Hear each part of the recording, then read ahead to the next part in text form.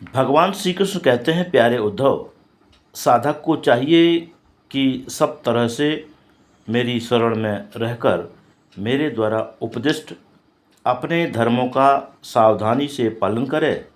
साथ ही जहाँ तक उनसे विरोध ना हो वहाँ तक निष्काम भाव से अपने वर्ण, आश्रम और कुल के अनुसार सदाचार का भी अनुष्ठान करे। जिज्ञासु का परम धन है आत्मा, अतः वह स्त्री, पुत्र आदि, धन आदि संपूर्ण पदार्थों में एक सम आत्मा को देखे और किसी में कुछ विशेषता का आरोप करके उससे ममता न करे, उदासीन रहे।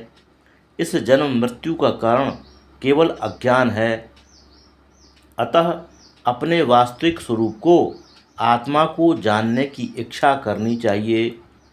अपना यह वास्तविक स्वरूप समस्त प्रकृति और प्राकृत जगत से अतीत, द्वैत की गंध से रहित एवं अपने आप में ही स्थित है। इसका और कोई आधार नहीं है।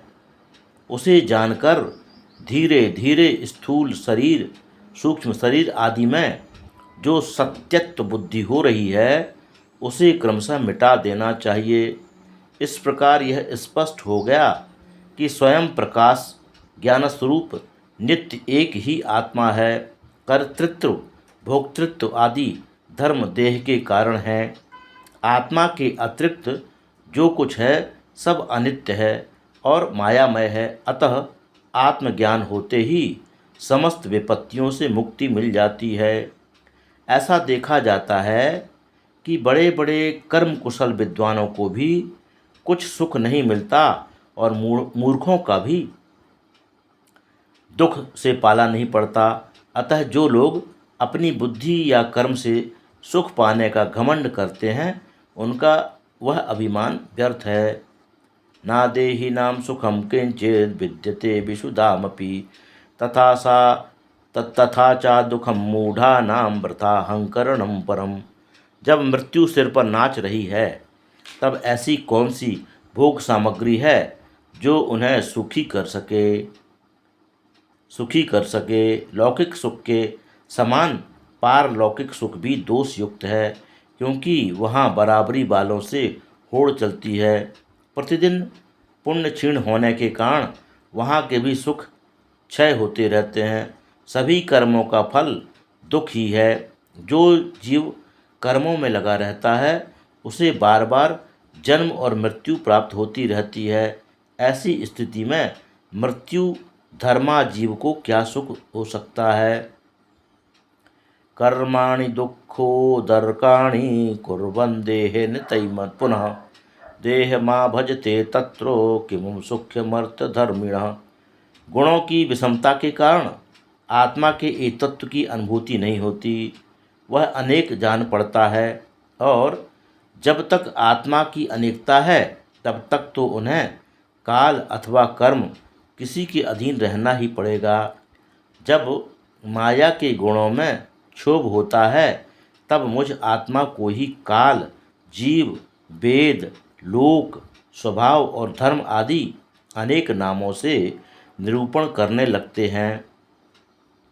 ये सब मायामय है, वास्तविक सत्य में आत्मा ही हूँ। उद्धव जी ने पूछा, भगवान, यह जीव देह आदि रूप गुणों में ही रह रहा है, फिर देह से होने वाले कर्मों या सुख दुख रूप फलों में क्यों नहीं बंधता? या यह आत्मा गुणों से निर्लिप्त है, देह आदि के संपर्क से रहित है, फिर इसे बंधन की प्राप्ति कैसे होती है? बद्ध या मुक्त पुरुष कैसा बर्ताव करता है, यह कैसे विहार करता है, किन लक्षणों से पहचाना जाता है, कैसे भोजन करता, कैसे मल त्याग करता, कैसे सोता, बैठता और चलता है। एक ही आत्मा अनादि गुणों के संसर्ग से नित्य बद्ध भी मालूम पड़ता है और असंग होने के कारण नित्य मुक्त भी। प्रभु, मेरे इस भ्रम को मिटाइए। बद्धो मुक्त इति व्याख्या गुणतो में न वस्तुतः गुणस्य माया मूलत्वान्नामे मोक्षो न बंधनम। भगवान श्री कृष्ण ने कहा, प्यारे उद्धव, बद्ध या मुक्त आत्मा की व्याख्या या व्यवहार मेरे अधीन रहने वाली सत्व आदि गुणों की उपाधि से ही होता है, तत्व दृष्टि से नहीं। सभी गुण माया मूलक हैं, इंद्रजाल हैं। अतः मेरा बंधन या मोक्ष दोनों नहीं है। मुक्ति का अनुभव कराने वाली आत्मविद्या और बंधन का अनुभव कराने वाली अविद्या, ये दोनों ही मेरी अनादि शक्तियाँ हैं। इनकी रचना मेरी माया से हुई है। इनका कोई वास्तविक अस्तित्व नहीं है। जीव तो एक ही है, वह व्यवहार के लिए ही मेरे अंश के रूप में कल्पित हुआ है। वस्तुतः मेरा स्वरूप ही है। आत्मज्ञान होने से उसे मुक्त कहते हैं और आत्मा का ज्ञान न होने से बद्ध। और यह अज्ञान अनादि होने से बंधन भी अनादि कहलाता है। जीव और ईश्वर बद्ध और मुक्त भेद है से भिन्न भिन्न होने पर भी एक ही शरीर में नियंता और नियंत्रित के रूप में स्थित हैं। शरीर एक वृक्ष है। इसमें हृदय का घोंसला बनाकर जीव और ईश्वर नाम के दो पक्षी रहते हैं। वे दोनों चेतन होने के कारण समान हैं और कभी न बिछोड़ने के कारण सखा हैं। इनके विश्वास करने का कारण केवल लीला ही है।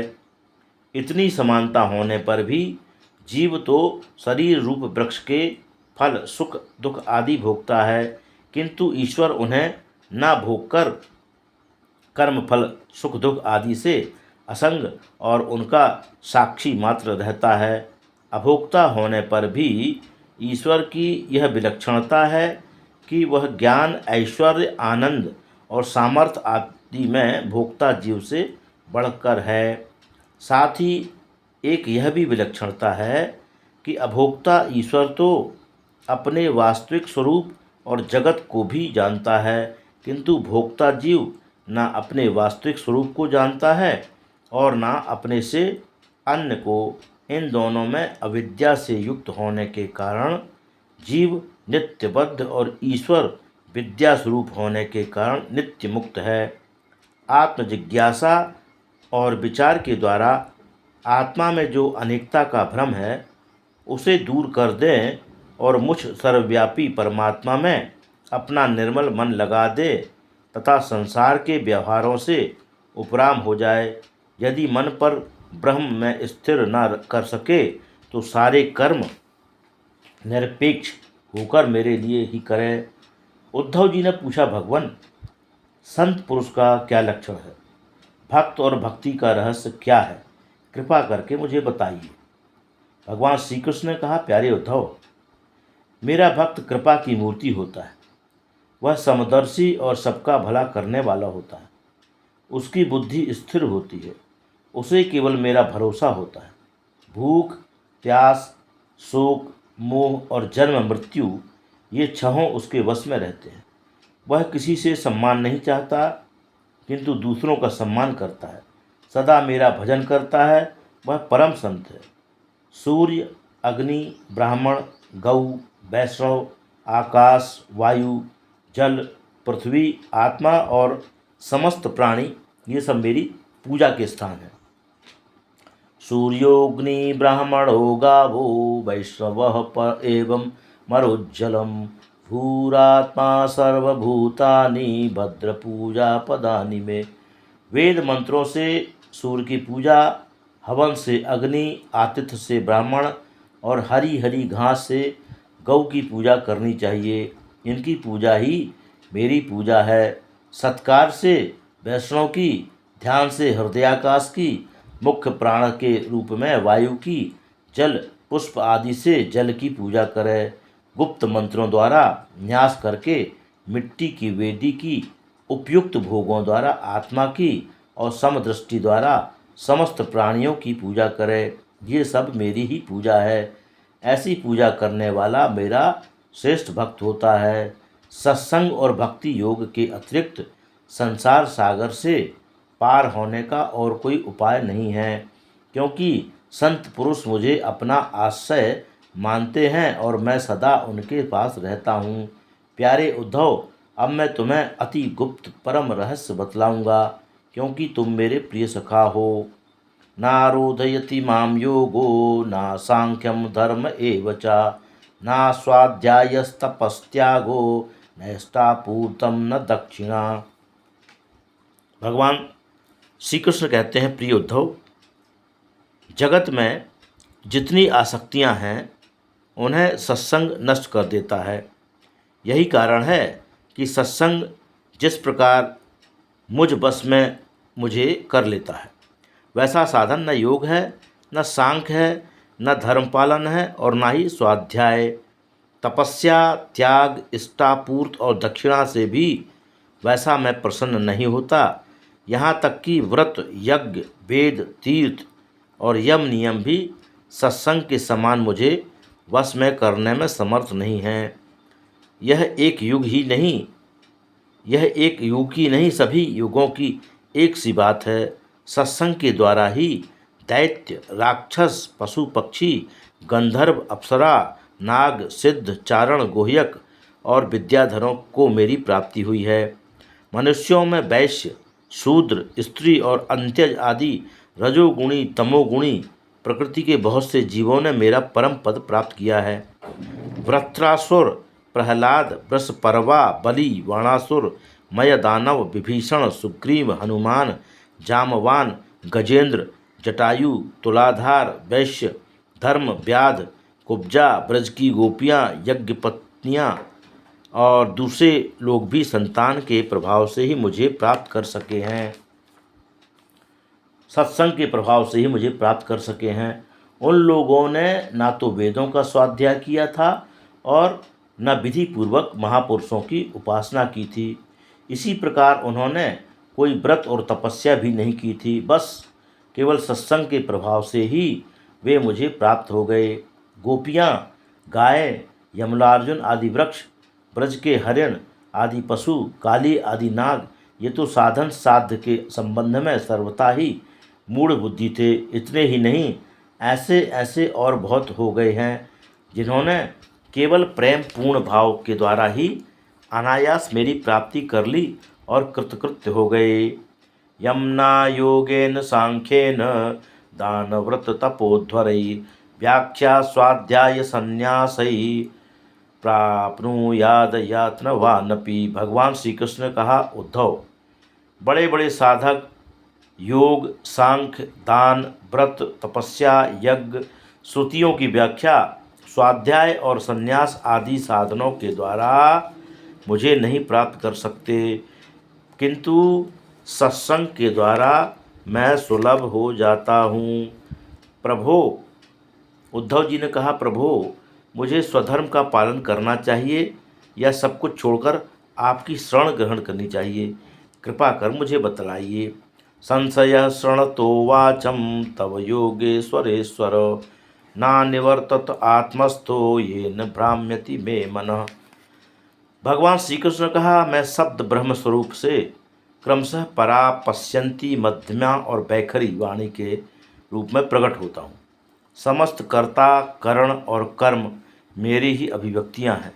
काल गति से माया का आश्रय लेकर शक्ति विभाजन द्वारा मैं ही अनेका रूप में प्रतीत होता हूँ। इस जगत के ना रहने पर भी मैं रहता हूँ, किंतु यह जगत मेरा ही रूप है। यह संसार वृक्ष अनादि और प्रवाह रूप से नित्य है। इसका स्वरूप ही है कर्म की परंपरा, तथा इस वृक्ष के फल फूल हैं मोक्ष और भोग। पाप और पुण्य इस संसार वृक्ष के दो बीज हैं। असंख्य वासनाएं जड़ें हैं और 3 गुण तने हैं। 5 भूत इसकी प्रधान शाखाएं हैं और शब्द आदि 5 विषय रस हैं। 11 इंद्रियां शाखा हैं तथा जीव और ईश्वर 2 पक्षी इसमें घोंसला बनाकर निवास करते हैं। इस वृक्ष में वात, पित्त और कफ रूप 3 तरह के छाल हैं। इस वृक्ष में 2 तरह के फल लगते हैं, सुख और दुख। यह विशाल वृक्ष सूर्यमंडल तक फैला हुआ है। द्वे अस्य बीजे शतमूल तृष्णालः पंचस्कंद पंचरस प्रसूति दशैक शाखो दुष्पर्ण निस्त्री वत्कलो द्विफलोर्कम प्रविष्ट। इस सूर्यमंडल का भेदन करने वाले मुक्त पुरुष फिर संसार चक्र में नहीं पड़ते। तात्पर्य यह है कि ईश्वर माया के द्वारा प्रपंच रूप से प्रतीत हो रहा है। इसके अध्यास के कारण ही जीवों को अनादि अविद्या से कर्तापन आदि की भ्रांति होती है। फिर विधि निषेध का अधिकार होता है, तब अंतःकरण की शुद्धि के लिए कर्म करता है। फिर कर्म संबंधी दुराग्रह मिटाने के लिए भक्ति में विशेष मिलने वाले कर्मों के प्रति आदर भाव छोड़कर दृढ़ विश्वास से भजन करता है। तत्व ज्ञान हो जाने पर कुछ भी कर्तव्य शेष नहीं रह जाता। अतः उद्धव, तुम ज्ञान की कुल्हाड़ी को तीखी कर लो और उसी से धैर्य धारण कर जीव भाव को काट दो। फिर परमात्म स्वरूप होकर उस वृत्ति रूप अस्त्रों को भी छोड़ दो। इस प्रकार अपने अखंड स्वरूप में ही स्थित रहो। एवं गुरुपासन यैक भक्त्या विद्या कुठारेण शितेन धीरः विभ्रश्च जीवाशयमप्रमत्तः संपद्य चात्मानमथ त्यजाश्रम। श्री भगवान कृष्ण कहते हैं, उद्धव, सत्व, रज और तम ये तीनों बुद्धि अर्थात प्रकृति के गुण हैं, आत्मा के नहीं। सत्व द्वारा रज और तम पर विजय प्राप्त कर लेनी चाहिए। फिर तत्व सत्व गुण की शांत वृत्ति द्वारा उसकी दया आदि वृत्तियों को भी शांत कर देना चाहिए।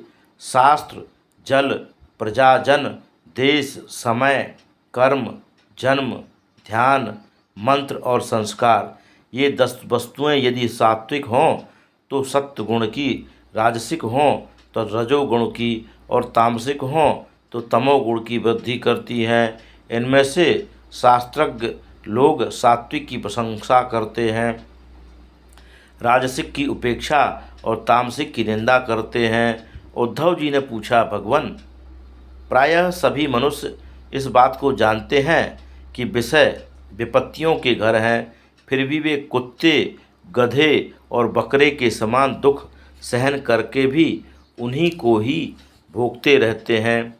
इसका क्या कारण है? भगवान श्री कृष्ण ने कहा, उद्धव, जीव जब शरीर में अहम बुद्धि कर बैठता है तब उसका सत्व प्रधान मन घोर रजोगुण की ओर झुक जाता है। फिर उसमें संकल्प विकल्पों का तांता बंध जाता है। अब वह विषयों का चिंतन करने लगता है। यह जानकर भी कि इन कर्मों का फल दुख ही है, उन्हीं को करता है। यद्यपि विवेकी पुरुष का चित्त कभी कभी रजोगुण और तमोगुण के वेग से विक्षिप्त होता है, तथापि उसकी विषयों में दोष दृष्टि बनी रहती है। अतः वह बड़ी सावधानी से अपने चित्त को एकाग्र करने की चेष्टा करता रहता है, जिससे उसकी विषयों में आसक्ति नहीं होती। सनकादिकों ने एक बार अपने पिता ब्रह्मा जी से पूछा था, पिताजी, चित्त और गुण आपस में मिले जुले रहते हैं। ऐसी स्थिति में जो पुरुष मुक्ति पद प्राप्त करना चाहता है वह उन दोनों को एक दूसरे से अलग कैसे कर सकता है? गुणे स्वाविशते चेतो गुणाश्चेतसि चा प्रभो कथमन्यो न संत्यागो मुमुक्षोरतितीर्थोह। ब्रह्मा जी इस प्रश्न का मूल कारण न समझ सके, क्योंकि उनकी बुद्धि कर्म प्रवण थी। अतः उन्होंने मेरा चिंतन किया। तब मैं हंस का रूप धारण करके उनके सामने प्रकट हुआ। सनकादि ब्रह्मा जी को आगे करके मेरे पास आए और उन्होंने मेरे चरणों में वंदना करके मुझसे पूछा कि आप कौन हैं?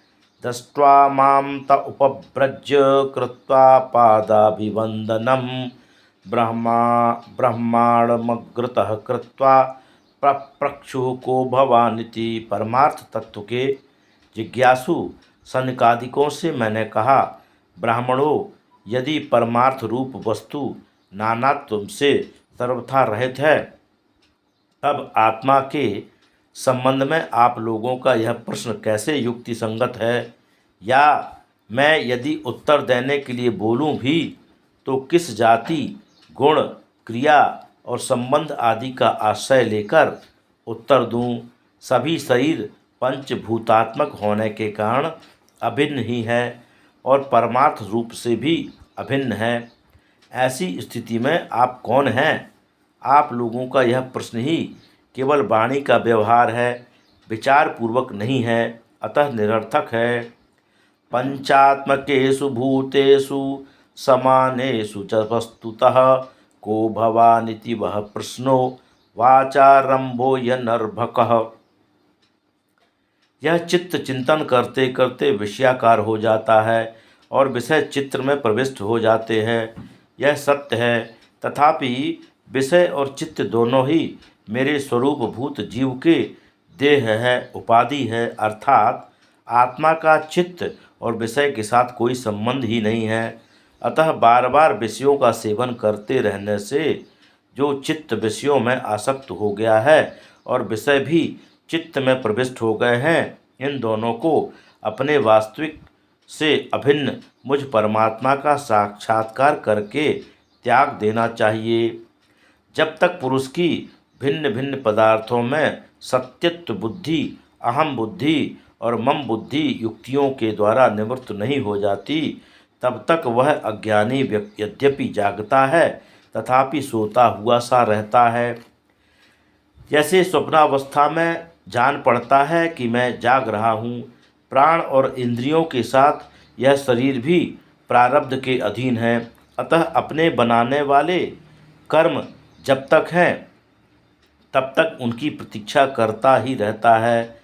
किंतु आत्मवस्तु का साक्षात्कार करने वाला तथा समाधि पर्यंत योग में आरूढ़ पुरुष स्त्री, पुत्र, धन आदि प्रपंच के सहित उस शरीर को फिर कभी स्वीकार नहीं करता, अपना नहीं मानता। जैसे जगा हुआ पुरुष स्वप्नावस्था के शरीर आदि को। सनकादि ऋषियों, मैं स्वयं भगवान हूँ, तुम लोगों को तत्व ज्ञान का उपदेश करने के लिए यहाँ आया हूँ। मैं योग, सांख्य, सत्य, ऋत, मधुर भाषण, तेज, श्री, कीर्ति और दम अर्थात इंद्रिय निग्रह, इन सब का परम अधिष्ठान हूँ। प्रिय उद्धव, इस प्रकार मैंने सनकादि मुनियों के संशय मिटा दिए। उन्होंने मेरी पूजा की और स्तुति की। तब मैं ब्रह्मा जी के सामने ही अदृश्य होकर अपने धाम में लौट आया। उद्धव जी ने पूछा, भगवन, ब्रह्मवादी महात्मा आत्मकल्याण के लिए अनेकों साधन बतलाते हैं, उनमें अपनी अपनी दृष्टि से सभी श्रेष्ठ हैं या किसी एक की प्रधानता है? आपने भक्ति योग को निरपेक्ष एवं स्वतंत्र साधन बतलाया है, क्योंकि इसी से सब ओर से आसक्ति छोड़कर मन आप में ही तन्मय हो जाता है।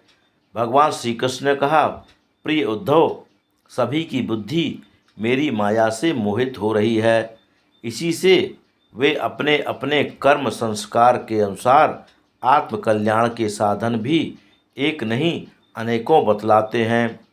पूर्व मीमांसक धर्म को, साहित्याचार यश को, कामशास्त्री काम को, योग वेत्ता सत्य और सम दम आदि को, दंड नीतिकार ऐश्वर्य को, त्यागी त्याग को और लोकायतिक भोग को ही मनुष्य जीवन का स्वार्थ परम लाभ बतलाते हैं। किंतु ये सभी कर्म हैं, इनके फलस्वरूप उत्पत्ति और नाश वाले लोक मिलते हैं। कर्मों का फल समाप्त हो जाने पर उनसे दुख ही मिलता है, अर्थात उनकी अंतिम गति घोर अज्ञान ही है। उनसे जो मिलता है वह नगण्य है और वे लोक भोग के समय भी असूया आदि दोषों के कारण शोक से भरे हुए हैं।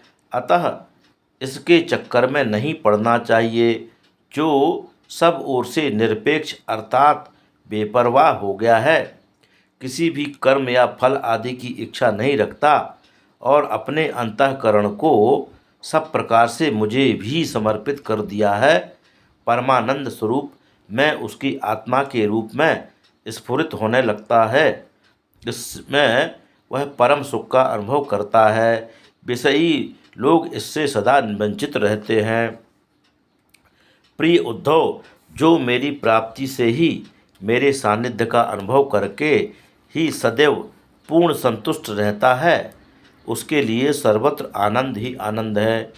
जो स्वयं को मुझे अर्पित कर दिया है, वह मेरी अतिरिक्त ब्रह्मा इंद्र आदि पद की इच्छा नहीं करता और उसके मन सार्वभौम सम्राट बनने की इच्छा नहीं होती। वह योग की बड़ी बड़ी सिद्धियों से विरत रहता है। स्वर्ग से भी श्रेष्ठ रसातल का स्वामी बनना भी उसे स्वीकार नहीं। कहाँ तक कहे, वह मोक्ष तक की भी कामना नहीं करता। उद्धव, मैं तुम और भक्त के अधीन रहता हूँ। मेरे प्रेमी भक्त मुझे जितने प्रिय हैं, उतने मेरे पुत्र ब्रह्मा, आत्मा शंकर, सगे भाई बलराम जी, स्वयं अर्धांगिनी लक्ष्मी जी और मेरा अपना आत्मा भी प्रिय नहीं है। ना तथा मे प्रियतम आत्मयोनिर्न शंकरः, ना चा संकर्षणो न श्रीर्नैवात्मा चा यथा भवान। उद्धव, मेरा भक्त जो अभी जितेंद्रिय नहीं हो सका है, वह भी मेरी प्रगल्भ भक्ति के प्रभाव से प्रायः विष्णु से पराजित नहीं होता। मेरी भक्ति समस्त पाप राशि को पूर्णतया जला डालती है। योग, साधन, ज्ञान विज्ञान, धर्मानुष्ठान, जप पाठ और तप त्याग से मैं उतनी जल्दी नहीं मिलता जितने प्रेममयी भक्ति से। ना साधयति माम योगो, ना सांख्यम धर्म उद्धवो, ना स्वाध्यायस्तपस्त्यागो यथा भक्तिर्ममूर्जिता। उद्धव जी ने पूछा, भगवान, मुमुक्षु पुरुष आपका किस रूप से, किस प्रकार और किस भाव से ध्यान करे? भगवान कृष्ण ने कहा, प्रिय उद्धव, मुमुक्षु प्राणायाम के द्वारा नाड़ियों का शोधन करे। प्राणायाम का अभ्यास धीरे धीरे बढ़ाना चाहिए और इंद्रियों को जीतने का अभ्यास करना चाहिए। मेरे सुकुमार रूप का ध्यान करना चाहिए। बुद्धि को विषयों से खींचकर मुझ में लगावे, मेरे सिवा किसी का भी चिंतन न करे। वह मन को बुद्धि रूप सारथी की सहायता से मुझ में ही लगा दे, चाहे मेरे किसी भी अंग में क्यों न लगे। जब सारे शरीर का ध्यान होने लगे, तब अपने चित्त को खींचकर एक स्थान में स्थिर करे और केवल मंद मंद मुस्कान से युक्त मेरे मुख का ध्यान करे। मेरे मुख का ध्यान करे, मेरे मुख का पर चित्त जब ठहर जाए, तब उसे वहाँ से हटाकर आकाश में स्थिर करे। फिर आकाश का चिंतन भी त्याग कर मेरे स्वरूप में आकर अन्य किसी का भी चिंतन न करे। तत्र लब्ध पदम चित्तो माकृष्य व्योमग्निधारयेत्, तच्च त्यक्त्वा मदारोहो ना किंचिदपि चिंतयेत्। जब इस प्रकार चित्त समाहित हो जाता है, तब मुझ सर्वात्मा में अपने को अनुभव करने लगता है। इसके चित्त से वस्तु की अनेकता, तत्संबंधी ज्ञान और उनकी प्राप्ति के लिए होने वाले कर्मों का भ्रम शीघ्र ही निवृत्त हो जाता है। जितेन्द्रियस्य युक्तस्य जितश्वासस्य योगिनः, मयि धारयतश्चेत् उपतिष्ठन्ति सिद्धयः। भगवान कृष्ण कहते हैं, उद्धव, जब साधक इंद्रिय, प्राण और मन को अपने बस में करके अपना चित्त मुझ में लगाता है, तब उसके सामने बहुत सी सिद्धियां उपस्थित होती हैं। 18 प्रकार की सिद्धियां होती हैं। उनमें 8 सिद्धियां तो प्रधान रूप से मुझ में ही रहती हैं और दूसरों में न्यून। अन्य 10 सिद्धियां सत्व गुण के विकास से भी मिल जाती हैं। अणिमा, महिमा और लघिमा, ये 3 सिद्धियां शरीर की हैं। प्राप्ति इंद्रियों की सिद्धि है। लौकिक तथा पारलौकिक पदार्थों का इच्छानुसार अनुभव करने वाली सिद्धि प्राकाम्य है। माया और उसके कार्यों को इच्छानुसार संचालित करना ईशिता नाम की सिद्धि है। विषयों में रहकर भी उसमें आसक्त न होना वशिता है। जिस जिस सुख की कामना करे, उसकी सीमा तक पहुँच जाना कामावसायिता नाम की 8वीं सिद्धि है। अणिमा लघिमा प्राप्ति प्राकाम्यम महिमा तथा ईशिता वसिता चैव तथा कामावसायिता। ये आठों सिद्धियाँ मुझ में स्वभाव से ही रहती हैं और जिन्हें मैं देता हूँ उन्हीं को अंशतः प्राप्त होती हैं। शरीर में भूख प्यास आदि वेगों का न होना, दूर की वस्तु देख लेना, दूर की बात सुन लेना, मन के साथ शरीर का उस स्थान में पहुंच जाना, इच्छानुसार रूप बना लेना, पर काया प्रवेश, इच्छानुसार शरीर छोड़ना, अप्सराओं के साथ देव क्रीड़ा का दर्शन, संकल्प सिद्धि, सब जगह सबके द्वारा आज्ञा प्राप्त, ये 10 सिद्धियाँ सत्व गुण के विशेष विकास से होती हैं।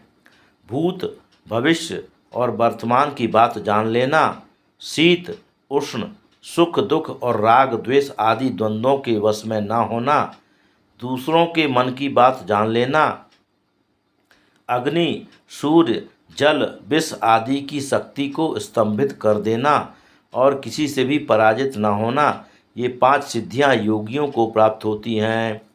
त्रिकालज्ञत्वमदद्वन्द्वं परचित्तादिभिज्ञता अग्न्यर्काम्बु विषादीनां प्रतिष्ठम्भो पराजय।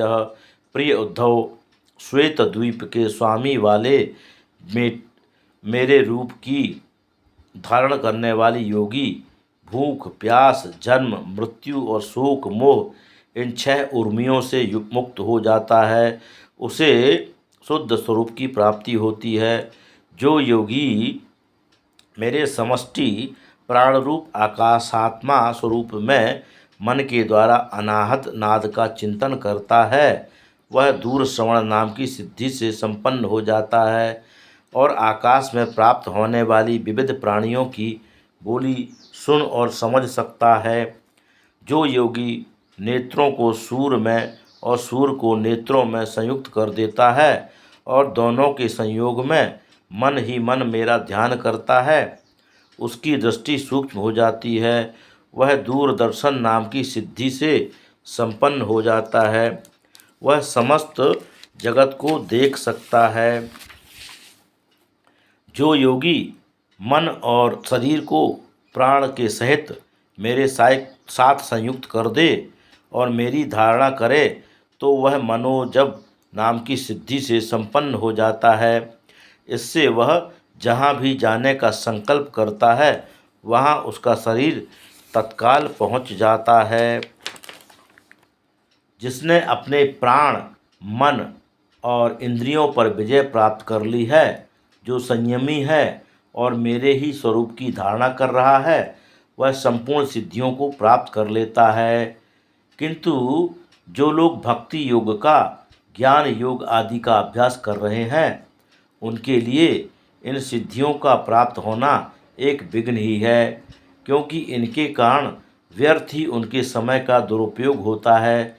सारी सिद्धियां योग के द्वारा प्राप्त हो जाती हैं, किंतु मेरे सारूप्य सालोक्य आदि की प्राप्ति बिना मुझ में चित्त लगाए किसी भी साधन से नहीं प्राप्त हो सकती। योग सांख्य और समस्त सिद्धियों का एकमात्र स्वामी मैं ही हूँ।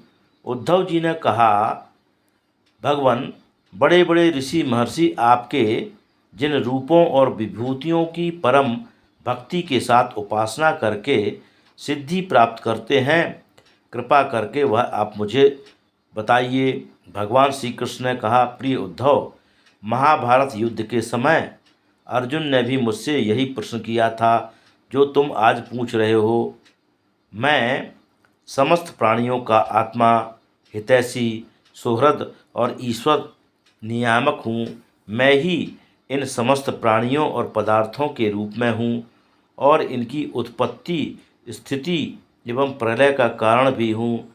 गतिशील पदार्थों में मैं गति हूँ, अपने अधीन करने वालों में मैं काल हूँ, गुणों में मैं साम्यावस्था हूँ, गुणवान पदार्थों का मैं गुण हूँ, गुणयुक्त वस्तुओं में मैं प्रथम कार्य सूत्रात्मा हूँ, महानों में ज्ञान शक्ति प्रदान प्रथम कार्य महातत्व हूँ, सूक्ष्म वस्तुओं में मैं जीव हूँ, मैं वेदों का हिरण्यगर्भ हूँ, मंत्रों में ओंकार हूँ, अक्षरों में अकार, छंदों में त्रिपदा गायत्री हूँ, देवताओं में इंद्र, वसुओं में अग्नि, द्वादश आदित्यों में विष्णु, एकादश रुद्रों में नील लोहित नाम का रुद्र हूँ। मैं महर्षियों में भृगु, राजर्षियों में मनु, देवर्षियों में नारद और गौओं में कामधेनु हूँ। ब्रह्मर्षीणां भृगुरहं, राजर्षीणामहं मनुः, देवर्षीणां नारदोऽहं, हविर्धान्यस्मि धेनुषु। सिद्धेश्वरों में कपिल, पक्षियों में गरुड़ और प्रजापतियों में दक्ष हूँ। पितरों में अर्यमा, नक्षत्रों में चंद्रमा, औषधियों में सोमरस एवं यक्ष राक्षसों में कुबेर हूँ। मैं राजराजों में ऐरावत, जलवासियों में उनका प्रभु वरुण हूँ। तपने वालों में सूर्य तथा मनुष्यों में राजा हूँ। ऐरावतम गजेन्द्राणाम यादलाम वरुणम प्रभुम, तपताम द्युमताम सूर्यम मनुष्याणाम च भूपतिम। मैं घोड़ों में उच्चैःस्रवा, धातुओं में सोना, दंडधारियों में यम और सर्पों में वासुकी हूँ। नागराजों में शेषनाग, आश्रमों में संन्यास और वर्णों में ब्राह्मण हूँ। मैं तीर्थ और नदियों में गंगा, जलाशयों में समुद्र और धनुर्धरों में त्रिपुरारी शंकर हूँ। पुरोहितों में वशिष्ठ, वेद वेताओं में बृहस्पति, सेनापतियों में स्वाम कार्तिक और सन्मार्ग प्रवर्तकों में भगवान ब्रह्मा हूँ। सदा सावधान रहकर जागने वालों में संवत्सर रूप काल हूँ। ऋतुओं में बसंत, महीनों में मार्गशीर्ष और युगों में सतयुग हूँ। व्यासों में श्री कृष्ण द्वैपायन, कवियों में शुक्राचार्य, विशिष्ट महापुरुषों में वासुदेव और व्यापारियों में रहने वाली लक्ष्मी हूँ। मैं बलवानों में उत्साह और पराक्रम तथा भगवत भक्तों में भक्ति युक्त निष्काम कर्म हूँ। वैष्णवों की पूज्य वासुदेव, संकर्षण, प्रद्युम्न, अनिरुद्ध, नारायण, हयग्रीव, वराह, नृसिंह और ब्रह्मा, इन 9 मूर्तियों में मैं पहली और शेष मूर्ति वासुदेव हूँ। उद्धव जी, मैं ब्राह्मण भक्तों में बलि, वीरों में अर्जुन और प्राणियों में उनकी उत्पत्ति, स्थिति और प्रलय हूँ। समस्त इंद्रियों की इंद्रिय शक्ति मैं ही हूँ। पृथ्वी, वायु, आकाश, जल, तेज, अहंकार, महत्तत्व, पंच महाभूत, जीव, अव्यक्त, प्रकृति, सत्व, रज, तम और उनसे पर रहने वाला ब्रह्म, ये सब मैं ही हूँ। मेरे अतिरिक्त और कोई पदार्थ नहीं, कहीं भी नहीं है। परमाणुओं की गणना हो सकती है, किंतु मेरी विभूतियों की गणना नहीं हो सकती। ये सब परमार्थ वस्तु नहीं हैं, मनोविकार मात्र हैं, क्योंकि मन से सोची और वाणी से कही हुई कोई भी वस्तु परमार्थ अर्थात वास्तविक नहीं होती, उसकी मात्र कल्पना ही होती है। अतः तुम वाणी को रोको, मन के संकल्प विकल्प बंद करो, प्राणों को वश में करो और इंद्रियों को दमन करो। सात्विक बुद्धि के द्वारा प्रपंचाभिमुख बुद्धि को शांत करो, फिर तुम्हें संसार के जन्म मृत्यु रूप विकट मार्ग में भटकना नहीं पड़ेगा। प्रिय उद्धव, मेरा प्रेमी भक्त मेरे परायण होकर भक्ति युक्त बुद्धि से वाणी, मन और प्राणों को संयमित कर लेता है। ऐसा कर लेने पर फिर उसे कुछ कहना शेष नहीं रहता, वह कृतकृत्य हो जाता है। उद्धव जी ने कहा, प्रभु, आपने पहले अपनी भक्ति को प्राप्त कराने वाले धर्म का उपदेश किया, जो वर्णाश्रम धर्म का पालन करने वाले एवं सामान्यतः मनुष्य मात्र के लिए है। अब कृपा करके यह बतलाइए कि मनुष्य किस प्रकार से अपने धर्म का अनुष्ठान करे, जिससे आपके चरणों में उसे भक्ति प्राप्त हो जाए। पहले आपने हंस रूप से अवतार लेकर ब्रह्मा जी को अपने परम धर्म का उपदेश किया था, तब से अब तक बहुत सा समय बीत चुका है। अतः आपका वह उपदेश मृत्यु लोक में नहीं के बराबर हो चुका है। उस कर्म के प्रवर्तक, रक्षक और उपदेशक आप ही हैं। नाथ, जब आप पृथ्वी तल से अपनी लीला संवरण कर लेंगे, तब तो इसका लोप हो जाएगा, तो फिर कौन बताएगा। अतः तत्त्वं नः सर्वधर्मज्ञ धर्मस्त्वद्भक्तिलक्षणः यथा यस्य विधीयेत तथा वर्णयत मे प्रभो।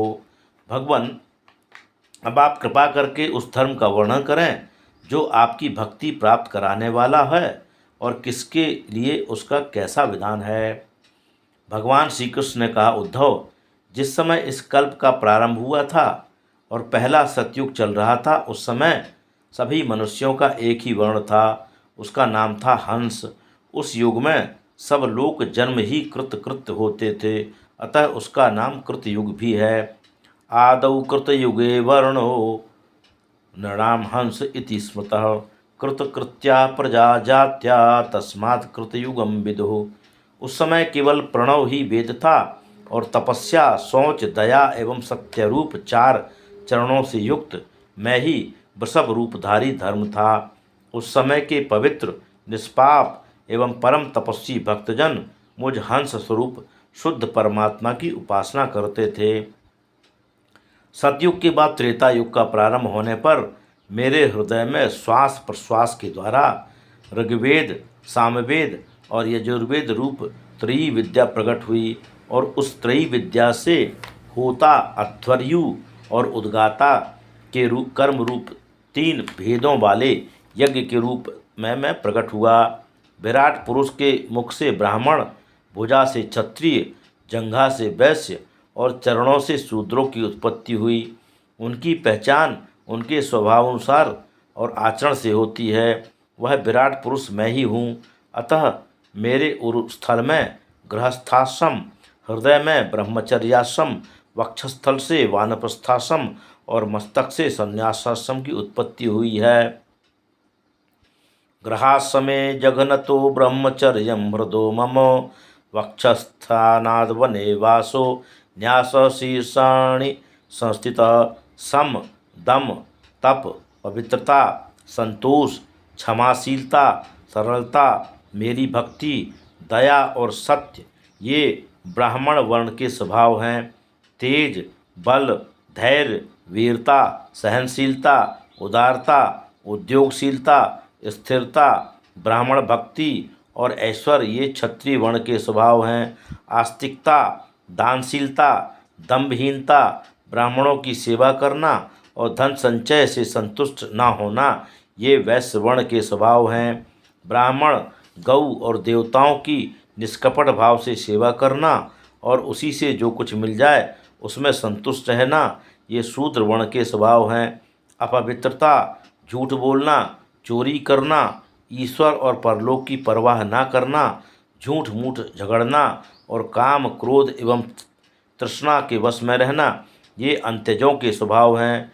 प्रिय उद्धव, चारों वर्णों और चारों आश्रमों के लिए साधारण धर्म यह है कि मन, वाणी और शरीर से किसी की हिंसा न करे, सदा सत्य पर अटल रहे, चोरी न करे, काम, क्रोध तथा लोभ से बचे और जिन कामों को करने से संपूर्ण प्राणियों को प्रसन्नता और उनका भला हो वही करे।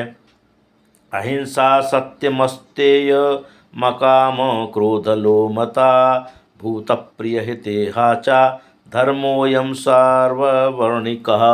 ब्राह्मण, क्षत्रिय तथा वैश्य गर्भाधान आदि संस्कारों के क्रम से यज्ञोपवीत संस्कार रूप द्वितीय जन्म प्राप्त करके गुरुकुल में रहे, आचार्य के बुलाने पर वेद का अध्ययन करे और उसके अर्थ का भी विचार करे, संयम नियम से पूर्ण ब्रह्मचर्य का पालन करे, आचार्य की आज्ञानुसार भोजन और शयन आदि करे। गुरु की सेवा मेरी ही सेवा है। विद्याध्ययन पर्यंत सब भोगों से दूर रहे, शौच, आचमन, स्नान, संध्योपासन, सरलता, तीर्थ सेवन, जप सब में मुझे ही देखना, मन, वाणी और शरीर का संयम यह ब्रह्मचारी, गृहस्थ, वानप्रस्थ और सन्यासी सभी के लिए एक सा नियम है। गृहस्थाश्रम में प्रवेश करने पर किसी कुलीन कन्या से विवाह करे। यज्ञ, यागादि, अध्ययन और दान करने का अधिकार ब्राह्मण, क्षत्रिय और वैश्यों को समान रूप से है, किंतु दान लेने, पढ़ाने और यज्ञ कराने का अधिकार केवल ब्राह्मणों को है। जो ब्राह्मण संतोषपूर्वक जीवन निर्वाह करते हुए अपना शरीर, प्राण, अंतःकरण और आत्मा मुझे समर्पित कर देता है, वह बिना संन्यास लिए ही परम शांति स्वरूप परम पद प्राप्त कर लेता है। यदि ब्राह्मण अपने धर्म से आजीविका ना चला सके तो वैश्य वृत्ति अपना ले। अधिक आपत्ति आने पर तलवार उठाकर क्षत्रिय वृत्ति अपना ले, किंतु श्वान वृत्ति कदापि ना अपनावे। नीचों की सेवा श्वान वृत्ति कहलाती है। क्षत्रिय भी यदि अपने धर्म से जीवन निर्वाह न कर सके तो वैश्य वृत्ति अपना ले। विद्यार्थियों को पढ़ाकर काम चला ले, किंतु श्वान वृत्ति कदापि ना अपनावे। वैश्य भी आपत्ति के समय शूद्र वृत्ति अर्थात सेवा से जीवन निर्वाह कर ले और शूद्र चटाई बुनने आदि वृत्ति का आश्रय ले ले, किंतु ये सारी बातें आपत्ति काल के लिए हैं। आपत्ति का समय बीत जाने पर निम्न वर्णों की वृत्ति से जीविकोपार्जन करने का लोभ न करे। गृहस्थ पुरुष कुटुंब में आसक्त ना हो, भजन में प्रमाद ना करे। गृहस्थ पुरुष मेरी आराधना करता हुआ घर में ही रहे। यदि पुत्रवान हो तो वानप्रस्थ या संन्यासम में चला जाए, किंतु आसक्ति ना ग्रहण करे। वनम विभिक्षु पुत्रेषु भार्यान्यस्य सहैव वा वन एव वशिक्षान्तस् तृतीयं भागमायुषः। भगवान श्री कृष्ण कहते हैं, प्रिय उद्धव, वानप्रस्थ चाहने वाला अपनी पत्नी को पुत्रों के हाथ सौंप दे या अपने साथ ही ले ले और फिर शांत चित्त से अपनी आयु का तीसरा भाग वन में ही रहकर मुनि की तरह व्यतीत करे। वानप्रस्थी वन के पवित्र कंद मूल और फलों से ही शरीर निर्वाह करे। वृक्षों की छाल पहने या घास पात और मृगछाला पहने। बाल, रोएं, नख और मूछ दाढ़ी रूप शरीर के मल को हटावे नहीं। धातु ना करे। त्रिकाल स्नान करे। पृथ्वी पर ही सोए। केसरोम नखश्मश्रु मलानि बिभ्रयादतः नाधावेदप्सु मज्जेत त्रिकालम स्थंडिलेशयः। कंद मूलों को केवल आग में भूनकर खा ले या समयानुसार पके हुए फल आदि से ही काम चला ले। उन्हें यदि कूटने की आवश्यकता हो तो ओखली में या सिर पर कूट ले, अन्यथा दांतों से ही चबा कर खा ले। इस प्रकार वानप्रस्थी तप करे, क्योंकि तप मेरा ही स्वरूप है। वानप्रस्थी जब वृद्धावस्था के कारण नियमों का पालन ना कर सके, तब यज्ञाग्नियों को भावना के द्वारा अपने अंतःकरण में आरोपित कर अपना मन मुझ में लगाकर अग्नि में प्रवेश कर जाए। यह विधान केवल उनके लिए है जो विरक्त नहीं हैं। जब उसके मन में लोक परलोक से पूर्ण वैराग्य हो जाए तो विधि पूर्वक यज्ञाग्नियों का परित्याग करके संन्यास ले ले। सन्यासी लंगोटी लगा ले और आश्रमोचित दंड और कमंडलू के अतिरिक्त और कोई भी वस्तु अपने पास ना रखे। यह नियम आपत्ति काल को छोड़कर सदा के लिए है। नेत्रों से देखकर धरती पर पैर रखे, कपड़े से छान कर जल पिए, मुँह से सत्य बोले और विचार कर ही शरीर से कोई काम करे। सन्यासी केवल अनिश्चित 7 घरों में भिक्षा लेकर संतुष्ट रहे। वह पृथ्वी पर अकेले ही विचरण करे और सर्वत्र समान रूप से स्थित परमात्मा का अनुभव करता रहे। भिक्षा भी अधिकतर वानप्रस्थियों के आश्रम से ही ग्रहण करे, क्योंकि कटे हुए खेतों के दाने से बनी हुई भिक्षा शीघ्र ही चित्त को शुद्ध कर देती है। ज्ञाननिष्ठ मेरा भक्त आश्रमों की मर्यादा में बद्ध नहीं है। वह वेद शास्त्र के विधि निषेधों से परे होकर स्वच्छंद विचरण करता है। सन्यासी का मुख्य धर्म शांति और अहिंसा है। वानप्रस्थी का मुख्य धर्म तपस्या और भगवत भाव है। गृहस्थ का मुख्य धर्म है प्राणियों की रक्षा और यज्ञ याग और ब्रह्मचारी का मुख्य धर्म है आचार्य की सेवा। जो पुरुष अनन्य भाव से इस प्रकार वर्णाश्रम धर्मों के द्वारा मेरी सेवा में लगा रहता है और समस्त प्राणियों में मेरी भावना करता रहता है, उसे मेरी अविचल भक्ति प्राप्त हो जाती है। प्रिय उद्धव, मैंने तुम्हें यह सदाचार रूप वर्णाश्रमियों का धर्म बतलाया है। यदि इस धर्मानुष्ठान में मेरी भक्ति भी आ जाए तो इससे सहज में ही परम कल्याण स्वरूप मोक्ष की प्राप्ति हो जाए। तुमने मुझसे जो पूछा था उसका उत्तर मैंने दे दिया और यह भी बता दिया कि अपने धर्म का पालन करने वाला भक्त मुझ पर परब्रह्म स्वरूप को किस प्रकार प्राप्त होता है। एतत्ते भीतम साधु भवान प्रक्षति यच्च माम यथा स्वधर्म संयुक्तो भक्तो माम समियात परम। बोली वृंदावन बिहारी लाल की जय। शेष कथा आगे। कृष्णाय वासुदेवाय हरये परमात्मने प्रणतक्लेशनाशाय गोविंदाय नमो नमः। कृष्णाय वासुदेवाय देवकीनंदनाय च नंदगोपकुमाराय गोविंदाय नमो नमः।